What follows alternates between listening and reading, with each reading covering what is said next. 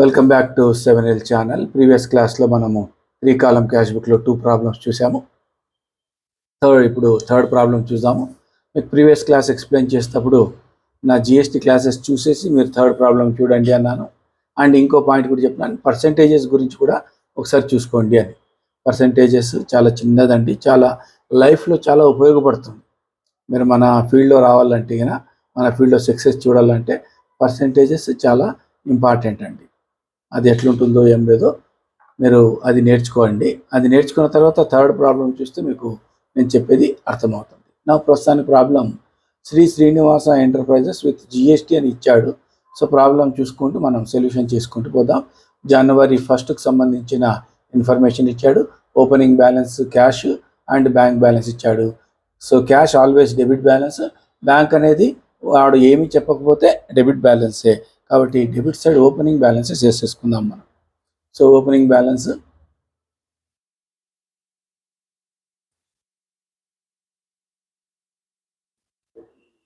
వేసుకుందాము.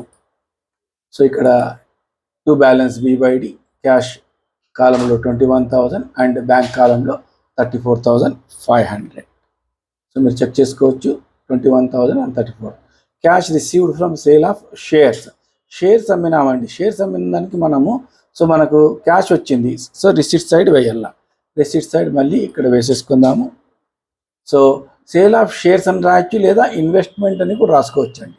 క్యాష్ వచ్చింది కాబట్టి 80,000. ఒకవేళ మనం సేల్ ఆఫ్ షేర్స్ మన దగ్గర లేదు, ఇన్వెస్ట్మెంట్ అని ఉంటే కూడా టు ఇన్వెస్ట్మెంట్ అని రాసుకోవచ్చు. సో వాడు క్లియర్గా సేల్ ఆఫ్ షేర్స్ అన్నాడు కాబట్టి నేను సేల్ ఆఫ్ షేర్స్ గురించే రాశాను. ఓకేనా. సో సెకండ్ అంటే ఇక్కడ కాంప్లికేటెడ్ లేని పాయింట్ని నేనేం డిస్కస్ చేయడం లేదండి ఎక్కువ. ఆల్రెడీ మనము ఫస్ట్ అండ్ సెకండ్ ప్రాబ్లంలో డిస్కస్ చేస్తాం. పెయిడ్ ఇంటూ బ్యాంక్ అంటే క్యాష్ డిపాజిటెడ్ ఇంటూ బ్యాంక్, ఇది కూడా మీకు ఆల్రెడీ ఐడియా ఉంది. సో 3 కాలం క్యాష్ బుక్లో దీన్ని ప్రస్తుతానికి బ్యాంక్ అనుకోండి అన్నాను. అంటే బ్యాంక్ అకౌంట్కు డెబిట్ చేస్తాం కాబట్టి డెబిట్ సైడ్ డేట్ వేసేసుకోండి. టు క్యాష్ కాంట్రా కాబట్టి లెడ్జర్ ఫోలియో కాంట్రా వేయండి. క్యాష్ అని రాస్తే బ్యాంక్ కాలంలో అమౌంట్ ఎంట్రీ చేసుకోవాలా. సో ఇది కాంట్రా కాబట్టి ఆపోజిట్ సైడ్ కూడా వేసుకోవాలా. డేటు ఇప్పుడు ప్రస్తుతానికి ఇది క్యాష్ అకౌంట్ అనుకుంటే బై బ్యాంక్. సో కాంట్రా కాబట్టి కాంట్రా వేయండి, క్యాష్ కాలంలో amount. Next purchased goods from Messrs Bansal and co 30,000 rupees plus CGST SGST at 6% each paid by check. So ఇక్కడ గూడ్స్ పర్చేజ్ చేస్తాం మనం. పర్చేజ్ చేస్తామంటే పేమెంట్ అవుతుంది కాబట్టి పేమెంట్ సైడ్ వేసుకోవాలండి. So payment side by purchases. Cheque ఇచ్చినామా cash ఇచ్చినామా check చేసుకోండి. Purchase goods Bansal and co plus GST paid by cheque. ఒకవేళ పేరు ఇచ్చి పెయిడ్ బై చెక్ అనేది ఇవ్వకుండా ఉంటే, లేదా క్యాష్ అని ఇవ్వకుండా ఉంటే it is a credit transaction అండి. బట్ ఇక్కడ క్లియర్గా చెప్పాడు చెక్ ద్వారా పే చేస్తాం అంటే బ్యాంక్లో వేసుకోండి. సో బ్యాంక్లో పేమెంట్ చెక్ ఇచ్చినాం కాబట్టి. నా ఎప్పుడైతే పర్చేజ్ చేస్తామో జిఎస్టీ ఉంటుంది కాబట్టి జిఎస్టీ కూడా అకౌంట్ చేసుకోవాలా. ఇన్పుట్ జిఎస్టీ వస్తుందండి. CGST separate, SGST separate. దీనికి సపరేట్ క్లాస్ ఉంది, మరి అది వినండి. వింటే మీకు ఈ సిజిఎస్టీ ఎస్జిఎస్టీ గురించి ఒక ఐడియా వస్తుంది. అమౌంట్ ఎట్లా వచ్చింది అంటే 30,000 మీద 6% అండి. 30,000 మీద 6%, 1,800 ఈచ్. ప్రాబ్లంలో ఇచ్చినాడు 6% ఎక్కడుంది అంటే ఇక్కడ ఇచ్చాడు. సిజిఎస్టీ అండ్ ఎస్జిఎస్టీ ప్లస్ అన్నాడు అంటే అర్థం ఏమండి, 30,000 ప్లస్ మిగతా అమౌంట్ ఇవ్వాలా అని అర్థం. ఆ అమౌంట్ సిజిఎస్టీది 6% అండ్ ఎస్జిఎస్టీ 6%. 6% ఈచ్ అనే వర్డ్ కూడా వాడినాడు అంటే సిజిఎస్టీ ఎస్జిఎస్టీ ఈచ్ అని అర్థం. Next fourth date paid wages pay చేస్తున్నాం కాబట్టి మళ్ళీ పేమెంట్ సైడ్ రావాలా. Payment side by wages cash రూపంలో పోయింది. నెక్స్ట్ ఆ తర్వాత received from Meena a cheque for rupees 19,600 against dues of 20,000 in full settlement of her account. ఇది మీనా చెక్ మనకు వచ్చింది అన్నాడు, కానీ మీనా చెక్ బ్యాంక్లో వేస్తున్నాడా లేదా అని తెలియాలంటే నెక్స్ట్ డేటే మనకు Meena cheque deposited into bank అన్నాడు. అంటే అర్థమేమి, 5th డేట్ వచ్చిన చెక్ను మనము బ్యాంక్లో అదే రోజు డిపాజిట్ చేయలేదు కాబట్టి క్యాష్ కాలంలో వేసుకోవచ్చు. ఇక్కడ అజంప్షన్ రాసే అవసరం లేదండి, వాడే చెప్పినాడు. కాబట్టి సింపుల్గా మీనా నుంచి వచ్చింది కాబట్టి మీనా అని రాయండి. మనకు క్యాష్ కాలంలో అమౌంట్ వేసుకోండి. డిస్కౌంట్ ఇచ్చినాము, డిస్కౌంట్ యాడ్ ఉంది. 20,000 గాను ఫుల్ సెటిల్మెంట్ అన్నాడండి. 20,000 గాను వాడు 19,600 ఇచ్చేసి ఇంకా నేను ఇవ్వను అన్నాడు. So 400 rupees is a discount. So 400 discount 19,600. మనం క్యాష్ కాలంలో ఎందుకు వేస్తున్నాం? చెక్ వచ్చినా కూడా అదే రోజు బ్యాంక్లో డిపాజిట్ చేయలేదు కాబట్టి మనకి ఎట్లా తెలియాలంటే క్లియర్గా ఇక్కడ ఇచ్చాడు. 8th డేట్ డిపాజిట్ చేస్తామన్నాడు. 8th means cheque deposit into bank. కాబట్టి ఈరోజు 8th డే మనము కాంట్రా వేసుకుందాము. సో కాంట్రా వేసుకుంటున్నాము. కాంట్రా వస్తుంది. టు క్యాష్ అన్నాం కాబట్టి బ్యాంక్ కాలంలో అమౌంట్, కాంట్రా కాబట్టి క్రెడిట్ సైడ్ కూడా రావాలా. కాంట్రా బై బ్యాంక్ అన్నాం కాబట్టి క్యాష్ కాలంలో amount. Paid for stationery plus CGST SGST at 6% each. So 2,500 stationery కొన్నాము, బట్ 6% GST కూడా ఇచ్చినాము. సో మళ్ళీ పేమెంట్ సైడే మనకు వస్తుంది. So payment side by stationery. Cheque ఇచ్చినామా క్యాష్ ఇచ్చినామా ఒకసారి చూసుకోండి మళ్ళీ. సో ఏమి చెప్పలేదు కాబట్టి క్యాష్ పేమెంట్ చేస్తున్నాము. సో క్యాష్ కాలంలో వేసుకుందాము. సో దీని మీద GST ఉంది. అగైన్ ఇన్పుట్ GST అండి. మళ్ళీ చెప్తున్నాను, మీకు ఇది రావాలంటే GST క్లాసెస్ వినండి. ఈ అమౌంట్ ఎట్లా వచ్చింది? 2,500 మీద 6%. 2,500 మీద ఇచ్చాడా? ఇక్కడ 6% అని 6% ఇచ్చాడు కాబట్టి 2,500 మీద 6% మనం వేసుకుంటున్నామండి. ఓకేనా? నెక్స్ట్ మనకు 16th date. Bought goods including IGST at 12% rupees 17,920. Previous దీనికి ఇక్కడ ప్లస్ అన్నాడండి. ప్లస్ అంటే అర్థం ఏమండి? కాస్ట్ కాకుండా అడిషనల్గా GST పే చేస్తాం. ఇక్కడ కూడా ప్లస్ అన్నాడు. ఇక్కడ కూడా ప్లస్ అన్నాడు. ప్లస్ అన్నాడు అంటే అర్థమేమి? మనం కాస్ట్ కాకుండా GST అడిషనల్గా చెల్లించినాము. బట్ మీకు 18th డేట్కు ఇక్కడ ఏమంటున్నాడు? Including IGST. అంటే ఇంక్లూడింగ్ IGST అంటే ఈ 17,920లో మనకు GSTతో పాటు కాస్ట్ కూడా ఉంది. అంటే గూడ్స్ పర్చేస్ చేసిన వాల్యూ ప్లస్ GST అమౌంట్ ఎంత? 12%. IGST అన్నాం. IGST ఎప్పుడు అప్లై అవుతుంది? అవుట్ ఆఫ్ స్టేట్ నుంచి మనం పర్చేస్ చేసిన, అవుట్ ఆఫ్ స్టేట్కు సేల్ చేసిన IGST అప్లై అవుతుంది. సో ఇది రావాలంటే మళ్ళీ ఏం చెప్తున్నాను మీకు? GST క్లాసెస్ వినండి. ఓకే, ఇప్పుడు ఇక్కడ 17,920లో 12% ప్రకారం GST కలిసి ఉంది. అంటే దీన్ని బైఫర్కేషన్ చేయాల. కాస్ట్ వేరే వేయాలా, మన GST అమౌంట్ వేరే వేయాలా, బట్ పేమెంట్ సైడ్ వేయాలా. సో పేమెంట్ సైడ్ వేయాలని తెలుస్తుంది, కానీ దీన్ని బైఫర్కేషన్ ఎట్లా చేయాలనేది ఇప్పుడు మీరు కొత్త పాయింట్ నేర్చుకుంటున్నారండి. సో ఇక్కడ బై పర్చేజెస్ మనము చెక్ ద్వారా ఇచ్చినామా, క్యాష్ ఇచ్చినామా? క్యాషే ఇచ్చినాం. సో 2 స్టార్లు పెట్టినా. నంబర్ ఎంత ఇచ్చినట్టు చూడండి, 1. ఇక్కడ కనిపిస్తుందా? నంబర్ 1. సో ఇక్కడ నంబర్ 1 అంటే దీనికి వర్కింగ్ ఏమో ఉంది. సో ఇప్పుడు దీన్ని వర్కింగ్ చూద్దాం. చూడండి, స్టార్ మార్క్ పెట్టింటుంది కదా. In this cases values include GST. అంటే ఇంక్లూడింగ్ GST అని చెప్పినాడు కదా. అంటే ఎప్పుడైతే మనకు GST కూడా కలిసి ఉంటుందో అటువంటి సమయంలో వాల్యూస్ ఎట్లా కనుక్కోవాలనేది ఇక్కడ ప్రయత్నం చేస్తున్నానండి నేను. ఓకేనా? సో ఇక్కడ ఎట్లా కనుక్కోవాలంటున్నాడు? Hence value into 100/100 plus total rate applied to arrive the figures apply కావాలంటే ఈ ఫార్ములా అప్లై చేయాలా. ఇది క్లియర్గా అర్థం కావాలంటే నేను మళ్ళీ చెప్తున్నా అండి, పర్సెంటేజెస్కి సంబంధించిన క్లాస్ను సపరేట్ పెట్టినాను. నాకు తెలిసి 5 నుంచి 6 నిమిషాలు ఉంటుంది క్లాసు. ఖచ్చితంగా తప్పకుండా వినండి. ఎవరైతే నేర్చుకోవాలని అనుకుంటున్నారో, ఎవరైతే నేర్చుకోకూడదు బట్టి కొట్టి చాలే, ఏమో ఎంత వచ్చి అంత చాలే అనుకుంటే ఏం చేసే అవసరమే లేదండి. ఇంట్లో కూర్చొని హ్యాపీగా ఎంజాయ్ చేయండి, చదివేది మానేసేయండి. ఓకేనా? సో ఇక్కడ వాల్యూ ఇంటూ 100 అంటే value into 100/100 plus rate applied to arrive the figure. ఇక్కడ 100 ప్లస్ రేట్ ఎందుకు అప్లై చేయాలనేది తెలుసుకోవాలంటేనే పర్సెంటేజ్ క్లాస్ చూడండి. ఓకేనా? నా ఇప్పుడు టు అరైవ్ GST ఫిగర్, ఇక్కడ గూడ్స్ వాల్యూ రావాలంటే గిన ఈ ఫార్ములా అండి. ఇక్కడ GST ఫిగర్ రావాలంటే గిన total value into total rate divide by difference. చూడండి, పైన దాంట్లో ఇంటూ 100 అన్నాను, ఇక్కడ టోటల్ రేట్ అంటున్నాను, కింద మాత్రం సేమ్. అంటే మీరు గమనించాల్సింది ఒకసారి చూడండి జాగ్రత్తగా. ఇక్కడ చూడండి, 100 ఇంటూ ఏమన్నాను? 100 ఇంటూ 100/100 ప్లస్ రేట్ అన్నానండి. ఓకేనా? అదే ఇక్కడ వచ్చే కొద్దీ టోటల్ రేట్ అన్నాను నేను. టోటల్ రేట్ ఇదొక్కటే డిఫరెన్స్ అండి. ఈ డిఫరెన్స్ ఎందుకు వేయాలా ఏం లేదనేదే మీకు అక్కడ నేర్పించినాను నేను పర్సెంటేజ్ గురించి. ఓకేనా? సో ఇప్పుడు దీనికి మాథమెటిక్ నేను రిపీట్ చేయను, ఎందుకంటే ఇక్కడ ఉండే 4 అడ్జస్ట్మెంట్లు కూడా సేమ్ ఇదే రూల్ ప్రకారం అప్లై చేస్తున్నాను. ఓకేనా? నా ఇప్పుడు 16th డేట్కు పర్చేజ్ వాల్యూ ఎంత అండి మనకు? టోటల్ 17,920. ఈ 17,920లో పర్చేజ్ వాల్యూ అంటే గూడ్స్ వాల్యూ ఉంది, జిఎస్టీ వాల్యూ ఉంది. సో గూడ్స్ వాల్యూను మనం పర్చేజ్ వాల్యూ అంటున్నాను.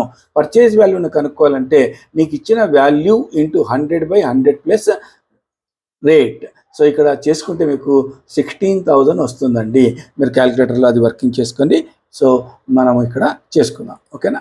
నా ఇక్కడ మనం వేసేద్దాము 16,000. ఈ 16,000 ఎట్లా వచ్చింది అనేది నేను ఇక్కడ మీకు నేర్పించిందండి. 16,000 ఎట్లా వచ్చింది? 17,920 ఇంటూ 100/100 ప్లస్ రేట్. సో 16,000. ఇప్పుడు జిఎస్టీ వాల్యూ కూడా కావాలా? సో ఐజిఎస్టీ వాల్యూ కూడా ఇక్కడే వస్తుంది కాబట్టి F4 ఒత్తుకోండి and by input IGST. So input IGST. So ఈ రెండు టోటల్ చేస్తే 17,920. లేదు మీరు 16,000 కనుక్కున్న తర్వాత 17,920లో 16,000 తీసేస్తే కూడా 1,920 వస్తుందండి. ఓకే, 16,000లో 17,920 తీసేస్తే కూడా 1,920. మనం చేసింది కరెక్టా కాదా అని తెలుసుకోవాలంటే 16,000 మీద 12% కొట్టి చూడండి. ఎందుకంటే రేట్ ఆఫ్ ట్యాక్స్ ఎంత అన్నాడు? 12%. రేట్ ఆఫ్ ట్యాక్స్ ఎంత అన్నాడు? 12% అన్నాడా? సో ఇక్కడ రేట్ ఆఫ్ ట్యాక్స్ 12%. కాబట్టి మనం చేసింది కరెక్ట్ ఉందా లేదా కూడా వెరిఫై చేసుకోవచ్చు. 16,000 మీద 12% కొడితే 1,920. మీరు వేరే విధంగా చేస్తే ఖచ్చితంగా రాంగ్ వస్తుందండి. అంటే మీరు చేసింది రైటా రాంగా తెలుసుకోవచ్చు అనే ఉద్దేశంతో మీకు చెప్తున్నాను. ఓకేనా? సో ఇది 16th డేట్కు సంబంధించింది. Paid Ranjan by cheque 18,700 discount received from him. So మనం రంజన్కు పే చేసేది ఉంది, పే చేస్తున్నాం. మళ్ళీ పేమెంట్ సైడే వచ్చేద్దాం. సో పే చేస్తున్నాం బై రంజన్, చెక్ ద్వారా ఇచ్చినాము. సో చెక్ డిస్కౌంట్ ఇచ్చినాడు, డిస్కౌంట్ వేసేసుకుందాం. Draw from bank for bank ₹3,000. అది పర్సనల్ యూజా అని చెప్పలేదు కాబట్టి ఎప్పుడైతే ఆ వర్డ్ వాడలేదో it is for official purpose, అంటే ఆఫీస్ కోసం వాడుకుంటున్నాము. ఎప్పుడైతే ఆఫీస్ కోసం వాడుతున్నామో అది మనకేమవుతుందండి? కాంట్రా ఎంట్రీ అవుతుంది. సో కాంట్రా ఎంట్రీ వేసుకుందాము. సో క్యాష్ డ్రా చేస్తున్నామంటే క్యాష్ అకౌంట్ అనుకోండి. ఇది క్యాష్ బుక్ని క్యాష్ అకౌంట్ టాట్ టు బ్యాంక్ అంటాం కాబట్టి టు బ్యాంక్. ఇది కాంట్రా వస్తుంది. బ్యాంక్ అన్నాం కాబట్టి క్యాష్ కాలంలో వేయాల. సో మళ్ళీ ఆపోజిట్ సైడ్ కూడా same by cash Contra, cash అన్నాం కాబట్టి బ్యాంక్ కాలంలో అమ్ము. సో దీని గురించి డీటెయిల్ డిస్కషన్ ఎందుకు చేయడం లేదు, ఆల్రెడీ నేను 2 కాలమ్ క్యాష్ బుక్లో ఈ కాంట్రాక్ట్ సంబంధించింది మనం డిస్కస్ చేసుకున్నాం అన్నది. Cash drawn from bank for personal use. చూడండి, క్యాషే డ్రా చేశాడు, బట్ క్యాష్ బాక్స్ నుంచి కాదు, బ్యాంక్ నుంచి డ్రా చేశాడు. బ్యాంక్ నుంచి డ్రా చేస్తున్నాడు కాబట్టి తన జోబులో పోయింది కాబట్టి ఇట్ ఈస్ ఏ డ్రాయింగ్ కాబట్టి మనము పేమెంట్ సైడ్ డ్రాయింగ్స్ రన్ రాసాం. కాంట్రా రాదు. 22,000 చెక్ ద్వారా పోయింది కాబట్టి బ్యాంక్ కాలంలో వేసుకోవాలి. సో డేట్ వేసేసుకోండి, బై డ్రాయింగ్స్ బ్యాంక్ కాలంలో వేసుకోండి.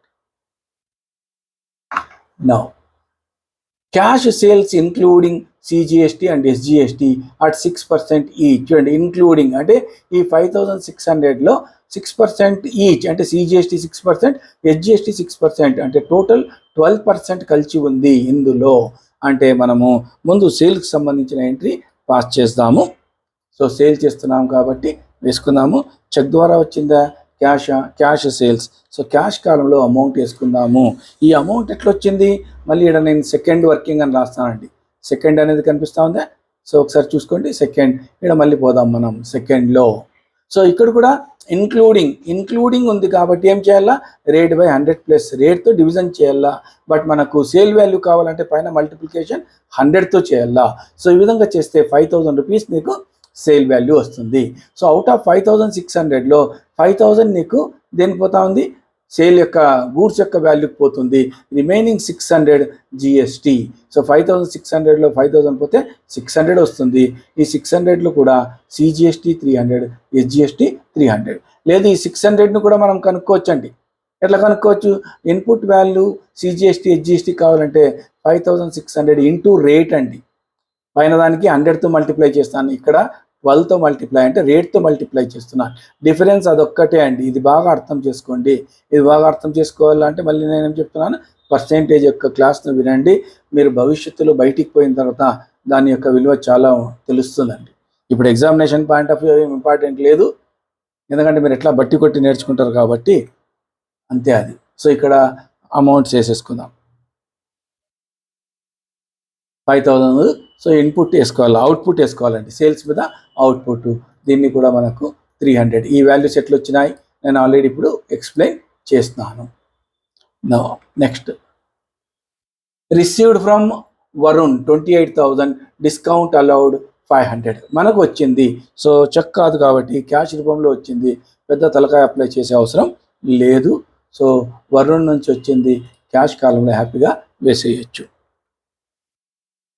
Deposit cash into bank 25,000. So ఇప్పుడు మళ్ళీ మీకు కాంట్రా వచ్చింది. 28th డేట్కు క్యాష్ డిపాజిట్ చేసుకున్నాము. సో కాంట్రా వస్తూ ఉంది కాబట్టి సో డిపాజిట్ చేస్తున్నాము టు క్యాష్, కాంట్రా, బ్యాంక్ కాలంలో అమౌంట్. కాంట్రా కాబట్టి opposite side by bank, contra cash కాలంలో అమౌంట్. ఓకేనా. Gave cheque for cash purchase including IGST 12%. మళ్ళీ వచ్చింది చూడండి, ఐజిఎస్టీ దీంట్లో కలిసి ఉందండి. 22,500లో 22,500లో కలిసి ఉంది. సో మళ్ళీ ఏం చేయాలన్నా, నీకు గూడ్స్ యొక్క వాల్యూ కావాలంటే ఈ 22,500 ఇంటూ 100/100 ప్లస్ రేట్. లేదు జిఎస్టీ వాల్యూ కావాలంటే వాల్యూ అంటే 22,400 ఇంటూ 12/100 ప్లస్ రేట్. సో అదే ఇక్కడ కూడా మనం అప్లై చేస్తున్నాము. సో పర్చేజ్ చేస్తున్నాం కాబట్టి పర్చేస్కు బై పర్చేజెస్. సో ఇక్కడ చెక్ ఇచ్చినామన్నాడు కాబట్టి బ్యాంక్ కాలంలో వాల్యూ ఎట్లా వచ్చింది మళ్ళీ చెక్ చేసుకోవచ్చు. 22,400 ఇంటూ 100/100 ప్లస్ 12, 20,000. ఈ 20,000 మీద 12% కొడితే కూడా 2,400. లేదు మనం బాగా నేర్చుకుందాము అంటే కనుక ఎట్లొచ్చింది. సో ఈ లాజిక్ను అర్థం చేసుకునే మీరు నేర్చుకుంటే భవిష్యత్తులో బాగుపడతారండి, లేకుంటే ఆటోకట జై అయిపోతారు. సో ఇది ఐజిఎస్టీ కాబట్టి ఐజిఎస్టీ అనే రాస్తాం. సిజిఎస్టీ ఐజిఎస్టీ ఎప్పుడు వస్తుందో తెలుసుకోవాలంటే ఏం చూడాలా, జిఎస్టీ క్లాస్ చూడాలా. Okay. Paid rent by cheque including CGST SGST at 6%. చూడండి, రెంట్కి కూడా మనం జిఎస్టీ కడుతున్నాము, బట్ ఈ 13,440లో జిఎస్టీ అమౌంట్ కూడా కలిసి ఉంది. బట్ 6% ఈచ్ అన్నాడు అంటే ఏమి, సిజిఎస్టీ 6%, ఎస్జిఎస్టీ 6%, టోటల్ 12%. ఈ 13,440లో ఇప్పుడు నీకు జిఎస్టీ కూడా కలిసి ఉంది. చెక్ ద్వారా ఇచ్చినామా, ఎక్కడ ఇచ్చినాం, చెక్ ఇచ్చినాం కాబట్టి బ్యాంక్ కాలంలోనే వేసుకోవాలా. సో ఇక్కడ వేసేసుకుందాము. సో బై రెంట్ బ్యాంక్ ద్వారా పోయింది, దీంట్లో కూడా జిఎస్టీ ఉంది కాబట్టి జిఎస్టీని మనం అకౌంట్ చేసుకుందాము. నా మళ్ళీ ఇక్కడ ఏం రాండి, చూడండి మీరు వర్కింగ్ ఇక్కడ ఉంది. సో 13,440లో ఇంటూ 100/100 ప్లస్ రేట్ చేస్తే 12,000 వచ్చింది. 12,000 మీద 12% కొట్టినా కూడా నీకు 1,440 వస్తుందండి. సో దాన్ని డివైడ్ బై 2 చేయొచ్చు. లేదు ఇండిపెండెంట్గా చూసుకోవాలంటే 12,000 మీద 6% 2 సార్లు కొట్టండి, 720 ఈచ్ వచ్చేస్తుంది. ఓకేనా. సో ఇది మనకు ప్రాబ్లం అండి. సో ఇంకా వేరే ఇన్ఫర్మేషన్ మన దగ్గర లేదు ఈ ప్రాబ్లంలో కాబట్టి మనం నెక్స్ట్ హ్యాపీగా దీంట్లో క్లోజింగ్ బ్యాలెన్సెస్ కనుక్కోవచ్చు. నార్మల్గా మనకు డిస్కౌంట్ బ్యాలెన్సింగ్ చేసే అవసరం లేదు, సింపుల్గా టోటల్ వేసేసుకుంటాము. సో క్యాష్ ఆల్వేస్ ఏది ఎక్కువ ఉంటుంది, డెబిట్ సైడే ఎక్కువ ఉంటుంది. ఆ డెబిట్ సైడ్ బ్యాలెన్సే వేసేసుకుందాము. బ్యాలెన్స్కు క్లోజింగ్ డేట్ వేసుకుంటామండి 31st జనవరికి. సో క్యాష్లో బ్యాలెన్స్ ఈ ఫిగర్ ఎట్లా వచ్చిందని మీకు చెప్పినాను. డెబిట్ టోటల్ నుంచి అప్ టు లాస్ట్ ఎంట్రీ అంటే ఇక్కడ 25,000 వరకు చేసిన పేమెంట్లను తీసిస్తే ఈ బ్యాలెన్స్ వస్తుంది. సో ఈ ప్రాబ్లంలో కూడా మనకు బ్యాంక్ డెబిట్ సైడే ఎక్కువ ఉందండి. సో డెబిట్ సైడే ఎక్కువ ఉంది కాబట్టి డెబిట్ సైడ్ టోటల్ వేసేసుకోండి, దీన్ని కూడా బ్యాలెన్స్ చేసేసుకోండి. సో నెక్స్ట్ మంత్కు బిగినింగ్ అంటే 31st జనవరి అయిపోయింది, 1st ఫిబ్రవరికి టు బ్యాలెన్స్ బి/డి. సో ఇది మనకు వస్తుందండి. ఓకేనా. సో ఈ వర్కింగ్ ఇంపార్టెంట్, మీరంతా బాగా నేర్చుకోండి. సో నెక్స్ట్ క్లాస్లో నేను బ్యాంక్ రికన్సిలియేషన్ స్టేట్మెంట్ చెప్పాలనుకుంటున్నానండి. బిఆర్ఎస్ బ్యాంక్ రికన్సిలియేషన్ స్టేట్మెంట్ మీకు చెప్పాలనుకుంటున్నాను, అప్పుడు చెప్తాను. నెక్స్ట్ ఈ ప్రాబ్లం యొక్క కాపీ ఈడుంది. సో ఇక్కడ వర్కింగ్ 1, ఇక్కడ 2 మీకు చెప్తున్నాను, 1 and 2.